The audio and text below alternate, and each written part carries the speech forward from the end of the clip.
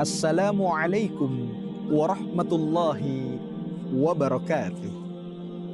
Alhamdulillah, alhamdulillahilladzi bi ni'matihi tatimmus shalihat wa bi dzikrihi tatanazzalur rahmat wa bi syukrihi tazidul khairat.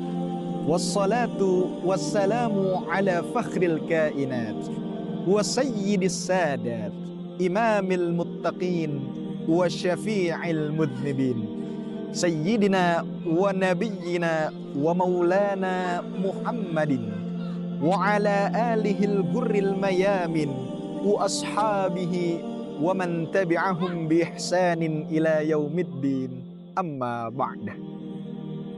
Al-mukarramun wal muhtaramun, dewan juri yang arif lagi bijaksana, serta sahabat Gen Z Kota Bekasi dimanapun Anda berada. Masa muda adalah masa yang emas. Berjalan masih kuat, berlari masih cepat, wajah masih mengkilap, kulit masih ketat. Meskipun ada sedikit jerawat, tetapi bukanlah menjadi hal yang gawat karena masih ada obat di apotek terdekat. Masa muda inilah mari sama-sama kita gunakan secara optimal untuk mendekatkan diri kepada Allah Subhanahu wa taala, sekaligus untuk menyiapkan bekal kita agar kita bahagia di hari tua nanti. Dilansir dari Kompas Media bahwasannya 48% Gen Z menghabiskan waktunya dalam satu hari selama kurang lebih 5 jam di depan layar kaca. Melihat permasalahan ini, tentu kita tidak bisa mengeneralisir secara keseluruhan apakah ini berdampak positif dan apakah ini berdampak negatif. Media sosial ibaratkan seperti pisau. Pisau jikalau digunakan oleh pedagang buah, maka pisau itu akan bernilai positif, seperti contohnya untuk memotong buah-buahan. Berbeda halnya jikalau pisau tersebut digunakan oleh maling atau para penjahat. Sudah barang tentu pisau tersebut yang tadinya tidak bernilai negatif akan berubah menjadi nilai yang negatif. Begitu pula media sosial di tangan kita para Gen Z saat ini, itu bisa bernilai ibadah, bisa bernilai positif jikalau kita gunakan untuk hal-hal yang positif. Semisal kita gunakan untuk memperbanyak konten-konten dakwah Islami, untuk mengajak teman-teman kita semangat belajar, konten untuk mengedukasi bagaimana cara beribadah yang benar.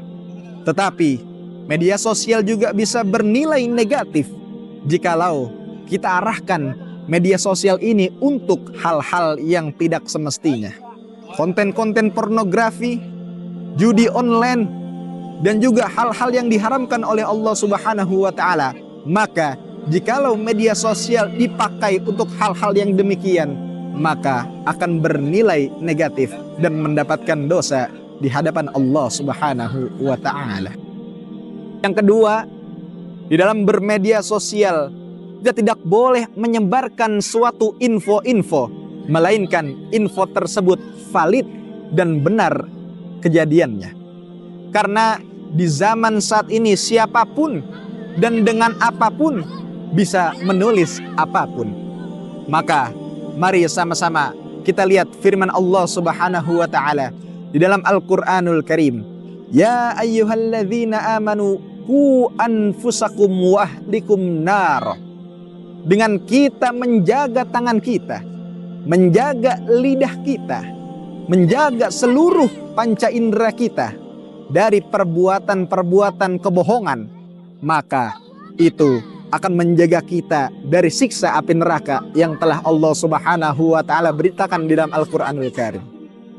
Yang ketiga, di dalam adab bermedia sosial, marilah sama-sama kita jangan sampai menjadi pribadi yang sum'ah, pribadi yang merendahkan orang lain, pribadi yang menyebarkan berita-berita kebohongan dan kebencian. Sebab Allah Subhanahu wa taala berfirman di dalam Al-Qur'anul Karim yang berbunyi, Bismillahirrahmanirrahim, Ya ayyuhalladzina amanu la yaskhar qaumun an qaumin asa an yakunu khairam min. Wahai orang-orang yang beriman, janganlah suatu kaum merendahkan kaum yang lain karena ia merasa lebih baik daripada yang lainnya. Maka yang dapat kita simpulkan dari kultum singkat ini, mari sama-sama kita gunakan media sosial ini dengan sebijak dan sebaik mungkin. Karena kemajuan teknologi, media sosial adalah sunnatullah yang tidak bisa kita hindari. Tetapi itu semua dapat kita gunakan dengan sebaik mungkin sehingga kita tidak terjerumus kepada hal-hal negatif yang ada di dalam media sosial tersebut. Kiranya cukup sekian dari saya. Saya Ferry Saktiawan, mahasiswa Universitas Al-Azhar Kairo Mesir, Fakultas Syariah Islamiyah, asal kota Bekasi. Burung pipit nebak di sawah, asam laut tumbuh di batu.